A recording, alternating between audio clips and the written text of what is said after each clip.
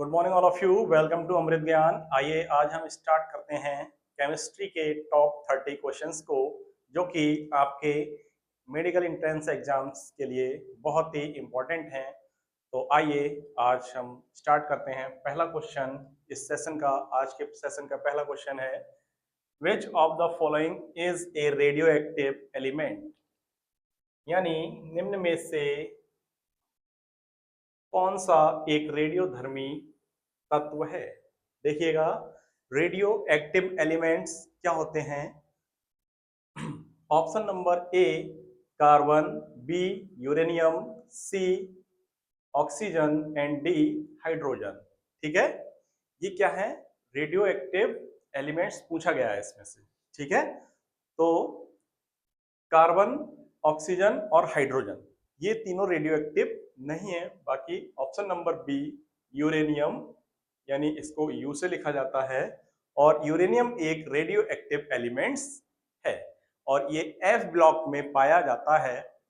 F block के किसमें पाया जाता है, एक्टिनाइड्स में। किसमें पाया जाता है बच्चों, एक्टिनाइड श्रेणी में। ठीक है, एफ ब्लॉक के दो आवर्त होते हैं। ठीक है, जिसमें एक लेंथेनाइड होता है और एक्टिनाइड होता है। ठीक है, तो एक्टिनाइड में ये रेडियो एक्टिव एलिमेंट्स पाए जाते हैं। आवर्त सारणी में यानी पीरियोडिक टेबल में टोटल रेडियो एक्टिव एलिमेंट्स जो है वो कितने हैं, 38 है। ठीक है, कितने बच्चों, 38। तो रेडियो एक्टिव एलिमेंट्स की जो संख्या है, number of radio active elements कितने हैं, 38। तो ये बात भी ध्यान रखना है।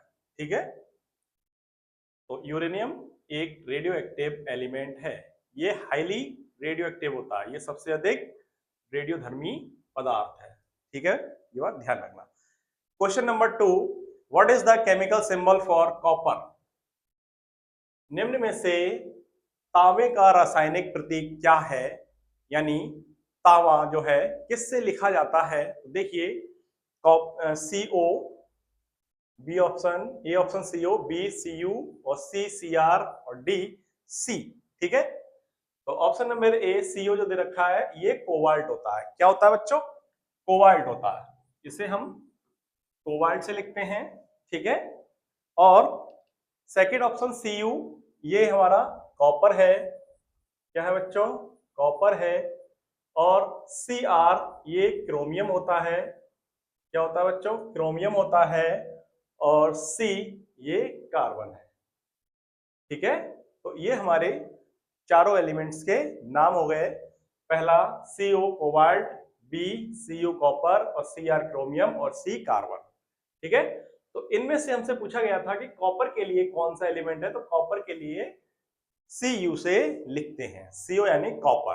ठीक है, ध्यान रखना। Next question number 3, what type of bond is formed between two non-metal elements। देखिए, दो नॉन मेटल तत्वों के बीच किस प्रकार का बॉन्ड बनता है। ठीक है, जो दो नॉन मेटल्स होते हैं उनके बीच कौन सा बॉन्ड बनता है। तो देखिएगा, पहला ऑप्शन आयनिक बॉन्ड, ठीक है, दूसरा कोवेलेंट बॉन्ड, तीसरा मेटालिक बॉन्ड और चौथा option number D hydrogen bond. तो इसमें से हमें यह बताना है कि दो नॉन मेटल्स के बीच कौन सा बॉन्ड बनता है। ठीक है, तो देखिए आयनिक बॉन्ड, जैसे हम एक एग्जांपल लें आयनिक बॉन्ड के लिए, तो NaCl, NaCl Na plus plus Cl minus में टूटता है। ठीक है, Na प्लस और Cl माइनस में टूटता है। तो इसका मतलब सोडियम क्या है, एक मेटल हो गया, और क्लोरीन Cl ये नॉन मेटल है। तो ये मेटल और नॉन मेटल के बीच में आयनिक बॉन्ड बनाया जाता है। तो ये हमारा ऑप्शन नंबर ए गलत हो जाएगा। Option number B covalent bond, जैसे देखिएगा H2O हाइड्रोजन, जल के बीच कौन सा बॉन्ड बनता है बच्चों, कोवेलेंट बॉन्ड बनता है। देखिए कोवेलेंट को इस तरह से बनेगा HOH। ठीक है, तो यहाँ पर ये कोवेलेंट बॉन्ड बना है। इसमें कोवेलेंट बॉन्ड में क्या होता है, ये इलेक्ट्रॉन का साझा करते हैं यानी पार्टनरशिप करते हैं। ठीक है, जैसे हाइड्रोजन और ऑक्सीजन के बीच एक एक इलेक्ट्रॉन की पार्टनरशिप हो रही है। ठीक है, इस तरीके से ये दोनों आपस में मिलकर और ये कैसे हो जाते हैं, स्टेबल हो जाते हैं और जल का निर्माण करते हैं। ठीक है, तो इस तरीके से जो कोवेलेंट बॉन्ड है इसमें एक दोनों कैसे होंगे, नॉन मेटल होंगे। हाइड्रोजन और ऑक्सीजन दोनों ही नॉन मेटल हैं, तो दोनों नॉन मेटल के बीच कोवेलेंट बॉन्ड बनता है। Option number B is the right answer. ठीक है, तीसरा मेटालिक बॉन्ड और चौथा हाइड्रोजन बॉन्ड है। तो ठीक है, तो ये दोनों तीनों ऑप्शन गलत हो जाएंगे, केवल कोवेलेंट बॉन्ड आंसर इसका राइट होगा। क्वेश्चन नंबर 4 की बात करें, विच of the following elements is a noble gas? निम्न में से कौन सा तत्व नोबल गैस यानी आदर्श गैस है? ठीक है, आदर्श गैस कौन सी है देखिएगा। Option number A nitrogen, B helium, C hydrogen and D carbon. ठीक है, नोबल गैस किसे कहते हैं? इनके जो अंतिम शेल होते हैं, लास्ट शेल, वो पूर्ण रूप से भरा होता है। अगर हम इनका इलेक्ट्रॉनिक कॉन्फ़िगरेशन करें तो लास्ट सेल में इलेक्ट्रॉन पूर्ण रूप से भरे होते हैं और ये अपने आप को स्टेबल रखते हैं। ठीक है, इन्हें तोड़ना मुश्किल होता है। ठीक है, यानी ये इलेक्ट्रॉन को ना तो ग्रहण करते हैं और ना इलेक्ट्रॉन त्यागते हैं। ठीक है, ना ही रिलीज करेंगे और ना ही एक्सेप्ट करेंगे। ठीक है, तो इसका मतलब देखिए, नाइट्रोजन यानी एन यानी 7, इसका एटॉमिक नंबर 7 होता है और इस पर -3 चार्ज होता है, यानी 3 इलेक्ट्रॉन ये ग्रहण करता है, तो ये एलिमेंट नोबल गैस नहीं होगा। हीलियम यानी ये 2 पर होता है, परमाणु क्रमांक इसका एटॉमिक नंबर 2 होता है और इसके अंतिम शेल में 2 इलेक्ट्रॉन होते हैं और ये पूर्ण रूप से क्या होता है, स्थायी होता है। तो इसका मतलब helium is the right answer, ये हमारा नोबल गैस हो जाएगा। हाइड्रोजन में एक परमाणु क्रमांक कितना होता है, 1, और इसके अंतिम शेल में 1 इलेक्ट्रॉन होता है, यानी ये अपना 1 इलेक्ट्रॉन किसी को त्याग देता है। ठीक है, और इस पर H+ आता है। ठीक है, कार्बन, इसका एटॉमिक नंबर 6 होता है। ठीक है, 6, और इसके लास्ट सेल में 4 इलेक्ट्रॉन होते हैं। ठीक है, ये कई कार्बन के साथ जुड़कर एक सीरीज बना लेते हैं, जिसमें क्या होता है, इसमें कैटिनेशन की प्रॉपर्टी पाई जाती है, श्रृंखलन बनाने का। ठीक है, श्रृंखला बनाने का गुण पाया जाता है। तो हाइड्रोजन और कार्बन भी नहीं होंगे, तो इसलिए ऑप्शन नंबर हमारा helium is the right answer, जो कि एक आदर्श गैस है। Question number 5, what is the molar mass of sodium hydroxide? Sodium hydroxide का मोलर द्रव्यमान कितना है? देखिए, सोडियम हाइड्रोक्साइड को NaOH से लिखा जाता है। किससे लिखा जाता है बच्चों? NaOH से। ठीक है, अब यहां पर मोलर मास की बात हो रही है, तो तीनों ही सोडियम, ऑक्सीजन और हाइड्रोजन, तीनों का ही मोलर मास देख लेते हैं और इनका सब जब ऐड करेंगे, ठीक है, यानी परमाणु भार देखते हैं तीनों ही एलिमेंट्स का, और इनको ऐड करने के बाद हमें मोलर मास प्राप्त हो जाएगा। देखिए, Na23 होता है इसका परमाणु भार। ठीक है, और ऑक्सीजन का 16 होता है और हाइड्रोजन का 1 होता है। Na का परमाणु भार 23, ऑक्सीजन का 16 और हाइड्रोजन का परमाणु भार 1 होता है। जब हम इन तीनों को ऐड करेंगे तो देखिए 23 और 16 39 प्लस 1 यानी 40। इसका राइट आंसर कितना हो जाएगा बच्चों? 40 इज द राइट आंसर। यहां पर देखिए option number A is the right answer, 40 ग्राम प्रति मोल। ठीक है, 50, ऑप्शन नंबर बी, सी और डी ये तीनों ही गलत होंगे। ऑप्शन नंबर ए 40 ग्राम पर मोल इसका राइट आंसर हो जाएगा। Next question number 6, what is the chemical formula of hydrochloric acid? यानी हाइड्रोक्लोरिक एसिड का केमिकल फॉर्मूला यानी रासायनिक सूत्र क्या है? देखिएगा, option number A HCl, B H2SO4, C NaOH and D HNO3। ठीक है, हमें इसमें बताना है हाइड्रोक्लोरिक एसिड। हाइड्रोक्लोरिक एसिड का मतलब हो गया, हाइड्रो मतलब H और क्लोरिक मतलब Cl, तो इसका मतलब ये बन जाएगा HCl। ठीक है, और HCl क्या है? एक एसिड है। ठीक है, जो कि सबसे मजबूत अम्ल माना जाता है और ये हमारे आमाशय में भी पाया जाता है। ठीक है, H2SO4 ये है हमारा सल्फ्यूरिक एसिड, और NaOH ये एक बेस है जिसका नाम सोडियम हाइड्रोक्साइड होता है, और HNO3 ये भी एसिड है लेकिन ये नाइट्रिक एसिड होता है। तो इसलिए option number A is the right answer. ठीक है, HCl हाइड्रोक्लोरिक एसिड का रासायनिक सूत्र है।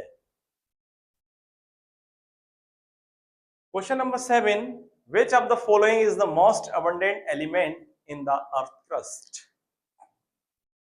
पृथ्वी की पपड़ी में सबसे प्रचुर मात्रा में कौन सा तत्व पाया जाता है? देखिएगा, पृथ्वी की पपड़ी में, अर्थ क्रस्ट में सबसे अधिक प्रचुर मात्रा में कौन सा एलिमेंट पाया जाता है? Option number A oxygen, B silicon, D C iron and D aluminium. देखिए, पृथ्वी की पपड़ी में पूछा है तो यहां पर क्या होगा बच्चों? एल्यूमिनियम, ये भी नहीं होगा, आयरन और सिलिकॉन भी नहीं होगा। Option number A oxygen. Oxygen जो है वो पृथ्वी की पपड़ी में सबसे अधिक प्रचुर मात्रा में पाया जाने वाला एलिमेंट है, तो इसलिए इसका right answer option number A oxygen होगा। ठीक है, क्वेश्चन नंबर 8 देखिए क्या है। Question number 8, which of the following is the main gas responsible for global warming? यानी वैश्विक तापन यानी ग्लोबल वार्मिंग के लिए उत्तरदायी जिम्मेदार गैस कौन सी है? ठीक है, वैश्विक तापन यानी ग्लोबल वार्मिंग के लिए जिम्मेदार गैस कौन सी है? Option number A nitrogen, B oxygen, C carbon dioxide and D hydrogen. ठीक है, ये चारों ही गैस हैं। ठीक है, और इनमें से हमें यह बताना है कि ग्लोबल वार्मिंग के लिए कौन सी गैस जिम्मेदार है। देखिए, ग्लोबल वार्मिंग कैसे होता है? जब मतलब ज्यादा गर्मी पड़ती है यानी हीट होती है, ठीक है, और जैसे पेड़ों की कटाई हो रही है, ठीक है, तो पेड़ों की कटाई होने से क्या होता है? लगातार ऑक्सीजन में कमी हो रही है, क्योंकि पेड़ जो है, ट्रीज जो है, हरे प्लांट्स, वो ऑक्सीजन रिलीज करते हैं और कार्बन डाइऑक्साइड को श्वसन क्रिया में अपने आप ग्रहण करते हैं। ठीक है, तो इसलिए कार्बन डाइऑक्साइड क्या होती है? वो अधिक से अधिक वायुमंडल में मिल जाती है, जिससे उसके टेम्परेचर में, एटमॉस्फेयर के टेम्परेचर में लगातार वृद्धि हो रही है, इसलिए ग्लोबल वार्मिंग की समस्या बढ़ती जा रही है। ठीक है, तो इसका option number C carbon dioxide इसका राइट आंसर होगा। ठीक है, carbon dioxide gas global warming के लिए जिम्मेदार है। तो इसका ऑप्शन नंबर ए, बी और डी ये तीनों ही गलत हो जाएंगे। कार्बन डाइऑक्साइड ग्लोबल वार्मिंग के लिए जिम्मेदार है। नेक्स्ट क्वेश्चन देखिए, क्वेश्चन नंबर 9 देखिए कौन सा है। विच of the following is the property of acids? निम्न में से अम्लों की कौन सी विशेषता है? देखिएगा, अम्लों की विशेषता कौन सी है? Option number A bitter taste, B slippery feel, C salt taste and D conduct electricity. Bitter taste मतलब स्वाद में ये कड़वे होते हैं। एसिड्स की बात कर रहे हैं यहाँ पर, एसिड्स की, तो एसिड स्वाद में कड़वे ना होकर कैसे होते हैं? एसिड ये खट्टे होते हैं। ठीक है, कैसे होते हैं? खट्टे होते हैं। तो ऑप्शन नंबर ए गलत हो जाएगा। स्लिपरी फील मतलब ये फिसलनदार होते हैं। जी नहीं, एसिड्स फिसलनदार नहीं होते हैं। कौन होते हैं? क्षार होते हैं, यानी जो बेस होते हैं वो स्लिपरी फील होते हैं। Next option C salt test, यानी ये स्वाद में खट्टे होते हैं। जी हाँ, ये स्वाद में खट्टे होते हैं। एसिड्स सदैव क्या होते हैं? स्वाद में खट्टे होते हैं। तो option number C is the right answer. Conduct electricity, विद्युत की चालकता होती है? नहीं, तो ये हमारा option number C is the right answer हो जाएगा। Question number 10, what is the chemical formula of sulphuric acid? Sulphuric acid का रासायनिक सूत्र क्या है? देखिए, सल्फ्यूरिक एसिड, सल्फ्यूरिक में क्या होता है? सल्फर होता है, और एसिड में क्या होगा? H होगा। एसिड में हमेशा H जो है हाइड्रोजन सभी में पाया जाता है, और सल्फ्यूरिक का मतलब सल्फर, यानी इसमें क्या होगा? H और S होगा।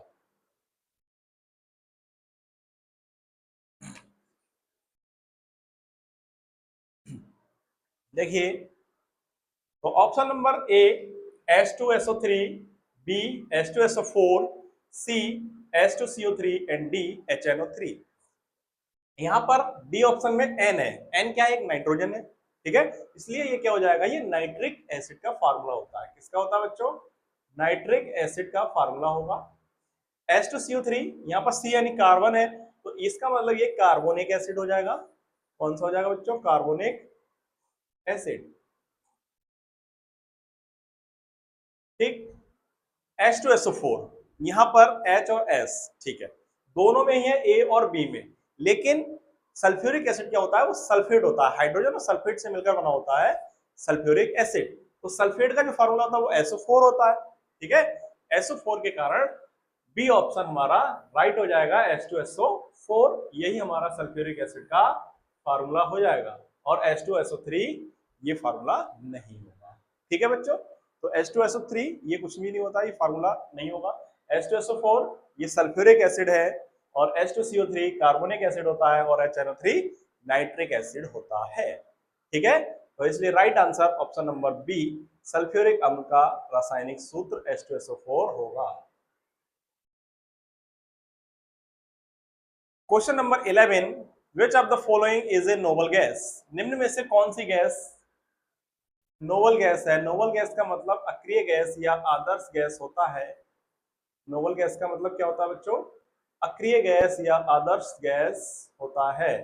नोबल गैस ये किसी अन्य एलिमेंट से रिएक्ट नहीं करती है, क्योंकि इसके अंतिम शेल पूर्ण रूप से भरे होते हैं, ठीक है, और ये नॉन रिएक्टिव गैस होती है। तो देखिए option number A neon, B nitrogen, C oxygen and D hydrogen, ठीक है। हाइड्रोजन, इसमें एक एलिमेंट मतलब एक क्या होता है, इलेक्ट्रॉन होता है अंतिम शेल में, ठीक है, तो ये अपना एक इलेक्ट्रॉन त्याग देता है, और जबकि आदर्श गैस जो होती है नोबल गैस, वो इलेक्ट्रॉन ना तो ग्रहण करती है और ना ही त्यागती है, ठीक है। तो ये हाइड्रोजन हमारा गलत हो जाएगा, ठीक है। ऑक्सीजन, ऑक्सीजन में भी अंतिम शेल में दो इलेक्ट्रॉन की कम, मतलब दो कितने इलेक्ट्रॉन होते हैं अंतिम शेल में, 6 इलेक्ट्रॉन होते हैं, और 2 इलेक्ट्रॉन की कमी होती है, इसलिए ये भी नोबल गैस नहीं होगा। नाइट्रोजन, इसका एटॉमिक नंबर 7 होता है, और इसके लास्ट सेल में 5 इलेक्ट्रॉन होते हैं, और ये 3 इलेक्ट्रॉन को ग्रहण करता है, इसलिए ये है बी नोबल गैस नहीं होगा, क्योंकि इसकी वैलेंसी -3 होती है। नियोन, जी हाँ, नियोन एक नोबल गैस है। क्या है बच्चों, नियोन एक नोबल गैस है, क्योंकि इसका एटॉमिक नंबर जो होगा वो 10 होता है, और इसका इलेक्ट्रॉनिक कॉन्फिगरेशन 2,8 होगा, यानी इसका लास्ट सेल जो है वो पूर्ण रूप से भरा है, ये इलेक्ट्रॉन ना तो ग्रहण करेगा और ना ही त्यागेगा, इसका मतलब नियोन एक नोबल गैस हो जाएगी। Option number A is the right answer. Question number 12 देखिए, क्या है question number 12, which of the following elements is most reactive, निम्न में से कौन सा तत्व सबसे अधिक क्रियाशील है। देखिए सबसे अधिक क्रियाशील तत्व कौन सा है, देखिएगा option number A sodium, B neon, C argon and D chlorine, ठीक है। मोस्ट रिएक्टिव की बात हो रही है, देखिए सोडियम, इस पर Na+ होता है, ठीक है। नियोन, नियोन और आर्गन ये दोनों नोबल गैस है, यानी इनके अष्टक क्या होंगे, पूर्ण रूप से भरे होंगे, तो ये तो क्रिया नहीं करेंगे, ठीक है। नियोन और आर्गन दोनों ही क्रिया नहीं करेंगे, क्योंकि ये नोबल गैस होते हैं, क्योंकि इनका अंतिम शेल जो है पूर्ण रूप से भरा होता है। जैसे देखिए नियोन का 10 इलेक्ट्रॉनिक विन्यास होता है, और इस 10 परमाणु क्रमांक इलेक्ट्रॉनिक विन्यास 2,8 होगा। आर्गन, आर्गन देख लीजिए, इसका 18 होता है एटॉमिक नंबर, तो 2,8,8 हो जाएगा, तो ये भी पूर्ण रूप से भरा हुआ है, ठीक है, फुली फिल्ड है। और क्लोरीन, क्लोरीन जो है वो सी कितना होता है 17, तो 2,8,7 इसका इलेक्ट्रॉनिक विन्यास होगा। सोडियम का 11 होता है, तो 11 के कारण ये 2,8,1 होगा, यानी एक इलेक्ट्रॉन होगा लास्ट में, ठीक है। तो क्या करेंगे, यहाँ पर क्लोरीन पर एक Cl- आएगा, और सोडियम पर एक Na+ आएगा, बाकी ये दोनों तो गलत हो गए, बी और सी, ठीक है। अब इन दोनों में ये बताना है कि मोस्ट रिएक्टिव कौन है। रिएक्टिव कौन होगा, जो अपना इलेक्ट्रॉन त्याग दे, ठीक है, और इलेक्ट्रॉन कौन त्यागेगा, सोडियम। सोडियम किसी अदर एलिमेंट को अपना इलेक्ट्रॉन दे देगा, ठीक है, और दूसरा एलिमेंट उसको ग्रहण कर लेगा, ठीक है। तो इसका मतलब सोडियम अधिक रिएक्टिव हो जाएगा। क्लोरीन क्यों नहीं होगा? क्लोरीन इसलिए नहीं होगा क्योंकि इसे इलेक्ट्रॉन की आवश्यकता है, ठीक है, तो किसी अदर इलेक्ट्रॉन पर ये निर्भर रहेगा, ठीक है। तो इस तरीके से क्लोरीन भी नहीं होगा। तो option number A sodium is the right answer. Question number 13, what is the chemical symbol of gold? सोने का प्रतीक क्या है? केमिकल सिंबल, सोने का रासायनिक प्रतीक क्या है? देखिएगा, option number A AU, B AG, C FE and D PB। अगर हम इसको देखें तो AU जो होता है वो गोल्ड होता है, क्या होता है? गोल्ड। AG सिल्वर यानी चांदी, FE ये आयरन का साइन है, और PB क्या होता है? ये लेड का सिंबल है, ठीक है, लेड यानी सीसा, लेड यानी सीसा, ठीक है। तो इस तरीके से केमिकल सिंबल ऑफ गोल्ड क्या हो जाएगा बच्चों? Option number A is the right answer, ठीक है, बाकी तीनों ऑप्शन गलत हो जाएंगे। ये साइन याद करते रहिए जिससे कि आपका कोई भी क्वेश्चन इस टाइप का ना छूटे, जो कि परमाणु क्रमांक पूछते हैं, एटॉमिक नंबर कितना है, ठीक है, कि इस नंबर पे कौन सा एलिमेंट होता है, ठीक, या इसका सिंबल क्या है, कौन से एलिमेंट पे क्या सिंबल है, तो ये सभी आपको याद करने हैं, ठीक है, तभी आप इन क्वेश्चंस को कर पाएंगे। Question number 14, which of the following is a strong base? निम्न में कौन सा एक स्ट्रॉन्ग क्षार है, यानी मजबूत क्षार है? देखिए, हाइड्रोक्लोरिक एसिड यानी HCl, ये क्षार नहीं है, ये क्या है? अम्ल है, ठीक है, ऑप्शन नंबर ए ये रॉन्ग हो जाएगा, ठीक है। सोडियम हाइड्रोक्साइड NaOH, ये क्या है? ये एक क्षार है, क्या है बच्चों? क्षार है। तो इसका मतलब अगला देखते हैं, कार्बोनिक, ये क्षार हो गया, ठीक है। सी कार्बोनिक एसिड, कार्बोनिक एसिड का फॉर्मूला होता है H2CO3, लेकिन ये क्षार नहीं है, क्या है बच्चों? एसिड है, तो ये भी हमारा ऑप्शन नंबर सी गलत हो जाएगा। नाइट्रिक एसिड ये HNO3 होता है, ये भी एक एसिड है। तो इसमें 4 ऑप्शन में से 3 ऑप्शन तो एसिड के हैं, बचा एक ऑप्शन सोडियम हाइड्रोक्साइड, तो यही हमारा क्या हो जाएगा? राइट आंसर हो जाएगा, है ना।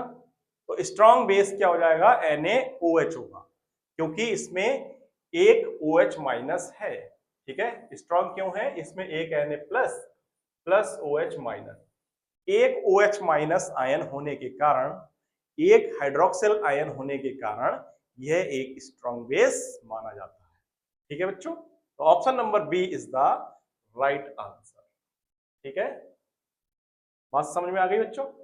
ठीक है, नेक्स्ट आगे बढ़ते हैं। Question number 15, which of the following is an example of a chemical change? निम्न में से कौन सा रासायनिक परिवर्तन का उदाहरण है? देखिएगा, रासायनिक परिवर्तन का उदाहरण क्या है? केमिकल चेंज, आप जानते हैं केमिकल चेंज में क्या होता है? एक बार पदार्थ किसी, मतलब जो भी सब्सटेंस होता है वो किसी दूसरे सब्सटेंस में चेंज हो जाता है, तो दोबारा उसको प्राप्त करना मुश्किल होता है, ठीक है।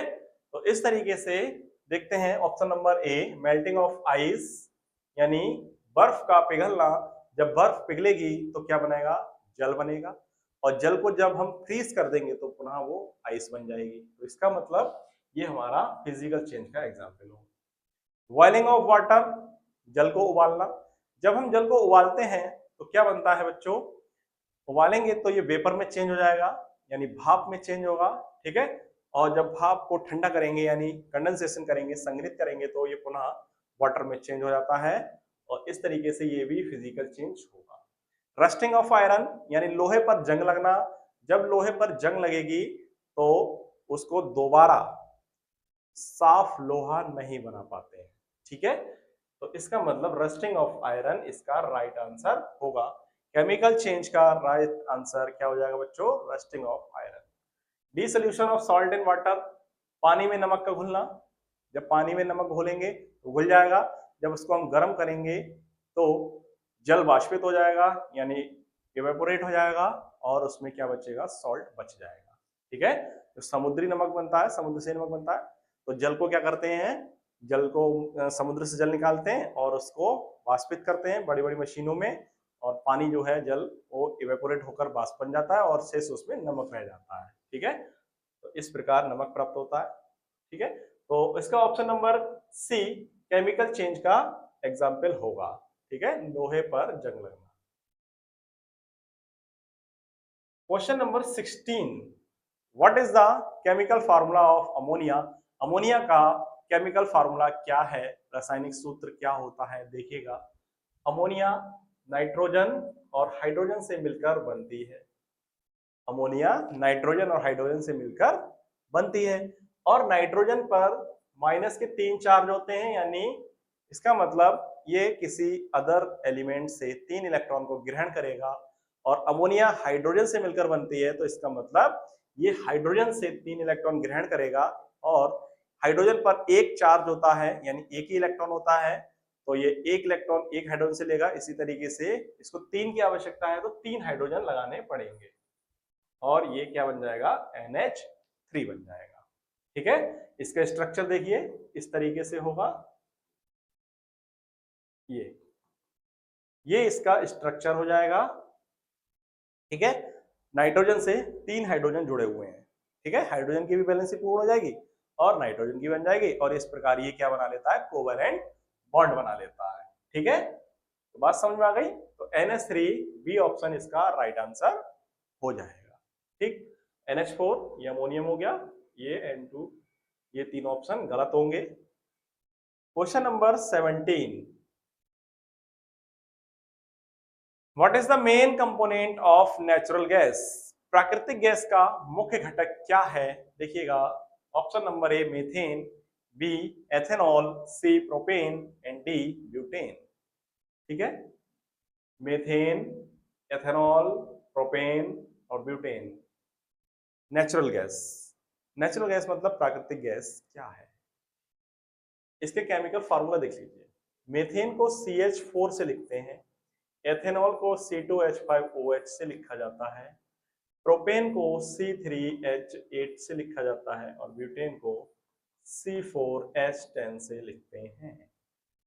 ठीक है बच्चों, तो प्राकृतिक गैस का मुख्य घटक क्या हो जाएगा बच्चों, देखिएगा।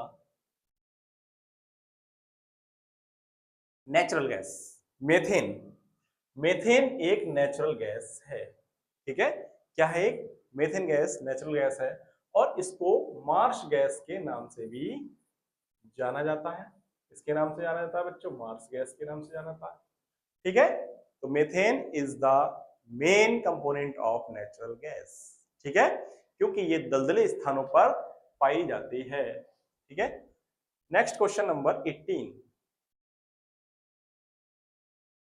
देखिए, which of the following is used in the preparation of cement। देखिए, सीमेंट बनाने में निम्न में से कौन सा उपयोग किया जाता है, देखिए। सीमेंट बनाने में क्या उपयोग किया जाता है, देखिएगा। Calcium carbonate, calcium sulphate, calcium oxide और sodium chloride. Sodium chloride NaCl, calcium oxide CaO, calcium sulphate CaSO4 और कैल्शियम कार्बोनेट CaCO3। ठीक है, ये चारों के क्या है, केमिकल फार्मूले हैं। ठीक है बच्चों, क्या है बच्चों, केमिकल फार्मूले हैं। तो ध्यान रखना, ये फार्मूले याद भी करते जाइएगा साथ साथ, क्योंकि एक क्वेश्चन में कई क्वेश्चन छिपे हुए हैं। ठीक है बच्चों, अब यहां पर सीमेंट की बात हो रही है। सीमेंट में क्या होता है, कैल्शियम होता है। सीमेंट में कैल्शियम होता है, तो ये सोडियम क्लोराइड तो हमारा ऑप्शन गलत हो जाएगा। ठीक है, next calcium oxide, calcium sulphate, carbonate. तो सीमेंट में ना तो कार्बोनेट होता है और ना ही सल्फेट, क्या होता है, कैल्शियम ऑक्साइड होता है। ठीक है, उसमें कैल्शियम और ऑक्सीजन से मिलकर बनता है, तो कैल्शियम ऑक्साइड बनता है, और यही सीमेंट बनाने में उपयोग किया जाता है। तो सीमेंट बनाने में हम कैल्शियम ऑक्साइड का उपयोग करते हैं। तो option number C is the right answer. Question number 19, what is the pH value of an alkaline solution.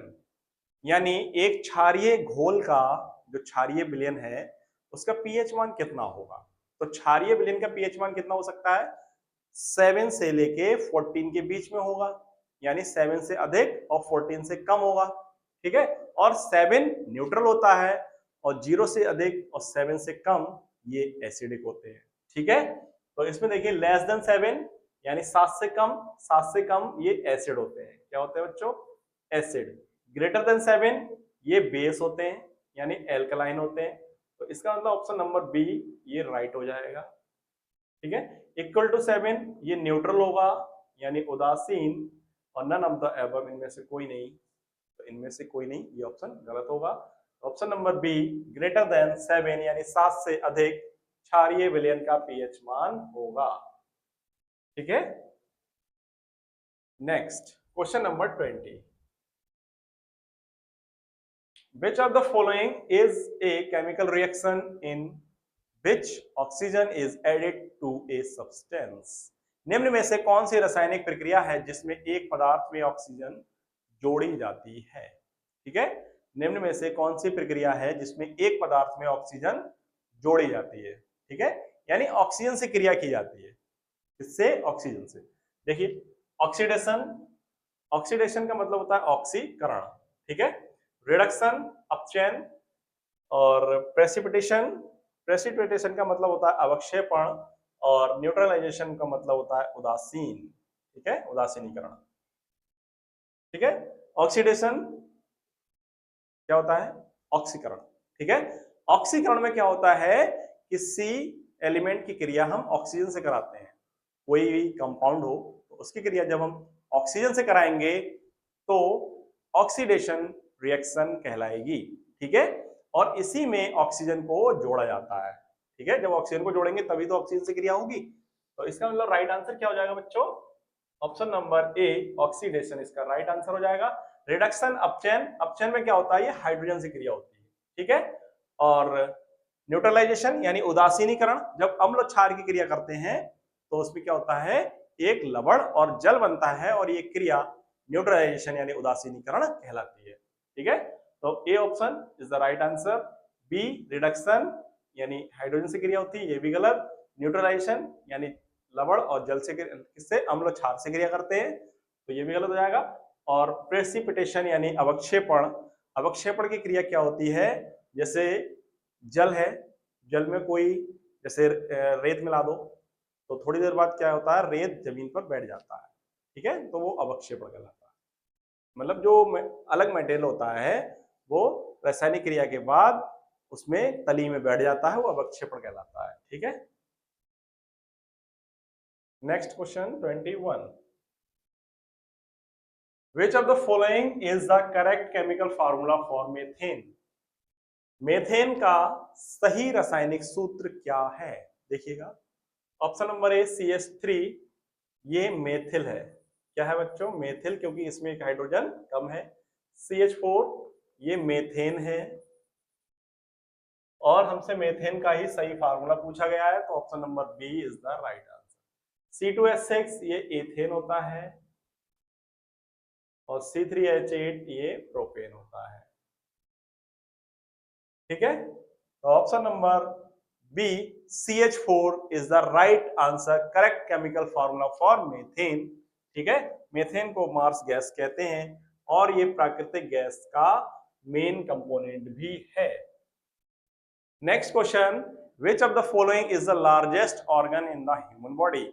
मानव शरीर का सबसे बड़ा अंग कौन सा है, देखिए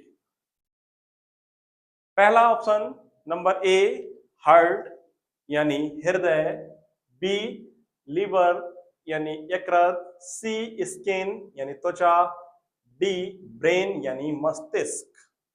तो सबसे बड़ा अंग की बात हो रही है, कौन सा है, हार्ट।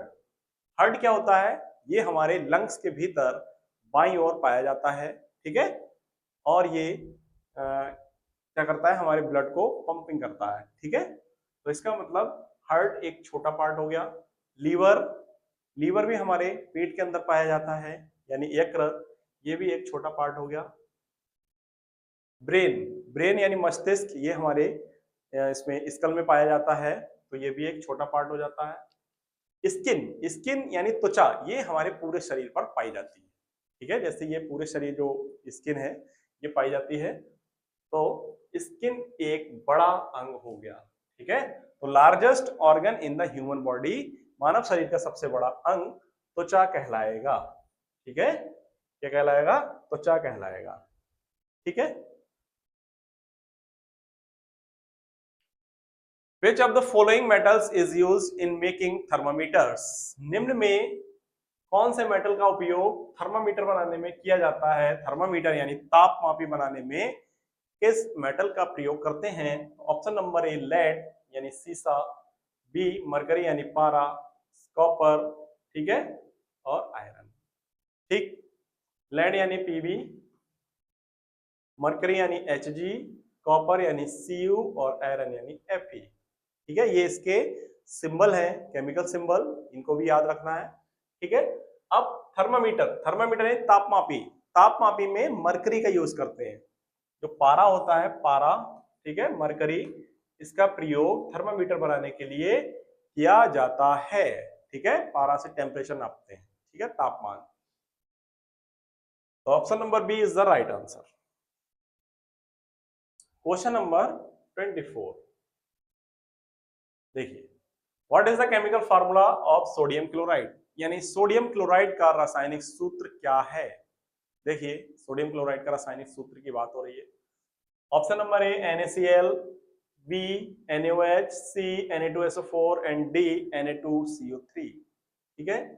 NaCl यानी सोडियम क्लोराइड, ठीक है, NaOH sodium hydroxide, Na2SO4 sodium sulphate और Na2CO3 ये सोडियम कार्बोनेट होता है, ठीक है। तो NaCl बच्चों क्या होता है? सोडियम क्लोराइड, ठीक है, ये एक क्या है? सॉल्ट है, ठीक है। NaOH सोडियम हाइड्रोक्साइड, ये एक क्या है बच्चों? बेस होता है यानी क्षार होता है। Na2SO4 सोडियम सल्फेट, ठीक है, और इसमें सल्फेट आयन पाया जाता है। Na2CO3 सोडियम कार्बोनेट, ठीक है, इसमें कार्बोनेट आयन होता है CO3-2, ठीक है। और सोडियम कार्बोनेट क्या होता है बच्चों? धावन सोडा भी होता है, ठीक है।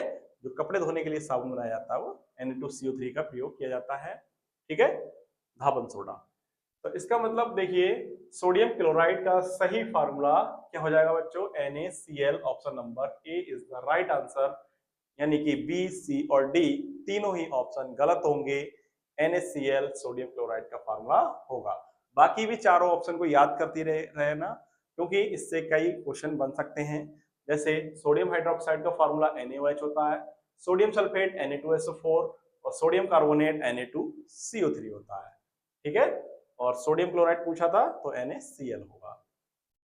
क्वेश्चन नंबर 25 देखिए, क्या है question number 25? Which of the following is a non metal, निम्न में से कौन अधातु है यानी नॉन मेटल है, ठीक है। देखिए, ऑप्शन नंबर ए आयरन यानी Fe, ठीक है, oxygen O, aluminium Al, calcium Ca, ठीक है। अब यहां पर एक चीज देखिए, जो नॉन मेटल होंगे उस पर माइनस चार्ज होगा और जो मेटल होंगे उस पर पॉजिटिव चार्ज होगा, ठीक है। तो आयरन पर Fe+3 होता है, प्लस का 3 चार्ज। ऑक्सीजन पर O-2 होता है, माइनस का 2 चार्ज होता है। एल्यूमिनियम पर, इस पर भी +3 चार्ज होता है और कैल्शियम पर +2 का चार्ज होता है। तो इसका मतलब सही फार्मूला क्या हो जाएगा हमारा? नॉन मेटल कौन सा हो जाएगा? नॉन मेटल जिस पर माइनस का 2 चार्ज है यानी माइनस चार्ज है, यानी oxygen. Oxygen is a non metal, ये एक नॉन मेटल है और ये गैस होती है जो कि रेस्पिरेशन के लिए बहुत ही आवश्यक होती है। तो option number B oxygen is the right answer.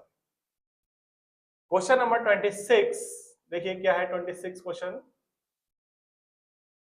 Which of the following compounds is commonly known as baking soda, यानी बेकिंग सोडा के रूप में सामान्यता किस यौगिक का प्रयोग करते हैं? बेकिंग सोडा होता है खाने का सोडा। बेकिंग सोडा मीन्स खाने का सोडा, ठीक है, जो भोज्य पदार्थ बनाने में प्रयोग किया जाता है, ठीक है। जैसे ऑप्शन नंबर ए दे रखा है sodium carbonate, B sodium bicarbonate, calcium carbonate और पोटेशियम बाइकार्बोनेट, ठीक है। अब देखिए बेकिंग सोडा, बेकिंग सोडा क्या होता है, ये सोडियम कार्बोनेट होता है। क्या होता है बच्चों, सोडियम कार्बोनेट होता है, सॉरी ये सोडियम कार्बोनेट तो धावन सोडा होता है, ठीक है, सोडियम कार्बोनेट धावन सोडा होता है, अभी मैंने पिछले क्वेश्चन में बताया भी था। यहां पर सोडियम बाइकार्बोनेट होगा और इसका फार्मूला NaHCO3 होता है। क्या होता है बच्चों, NaHCO3। Sodium bicarbonate is the right answer, जिसका उपयोग बेकिंग सोडा बनाने के लिए किया जाता है। तो ऑप्शन नंबर बी इसका सही आंसर होगा। क्वेश्चन नंबर 27 देखिएगा, विच of the following elements is found in all acids, ठीक है। तो निम्न में कौन सा तत्व सभी अम्लों में पाया जाता है। Option number A oxygen, B hydrogen, C nitrogen, D carbon. सभी अम्लों में पाया जाने वाला तत्व कौन सा है। ऑक्सीजन यानी O, हाइड्रोजन यानी H, नाइट्रोजन N और कार्बन C, ठीक है। एसिड्स क्या होते हैं, जो जल में घुलकर हाइड्रोनियम आयन देते हैं, यानी H+ आयन देते हैं। इसका मतलब option number B hydrogen is the right answer हो जाएगा, ठीक है। तो सभी एसिड में पाया जाने वाला जो एलिमेंट है वो हाइड्रोजन होगा, ठीक है। तो सभी अम्लों में हाइड्रोजन पाया जाता है। Next question 28,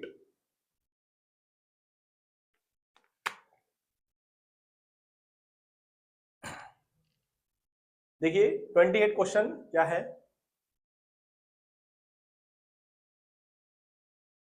Which of the following is an example of a physical change? निम्न में कौन सा एक भौतिक परिवर्तन का उदाहरण है। भौतिक परिवर्तन का उदाहरण देखिएगा, option number A burning of wood यानी लकड़ी का जलना, B dissolving sugar in water यानी पानी में चीनी का घुलना, सी कुकिंग ऑफ फूड भोजन का पकना, रस्टिंग ऑफ आयरन यानी लोहे पर जंग लगना, ठीक है। देखिए फिजिकल चेंज क्या होता है, ये एक सब्सटेंस से दूसरे सब्सटेंस में चेंज होता है, लेकिन और इसे पुनः वापस अपनी पूर्व अवस्था में लाया जा सकता है।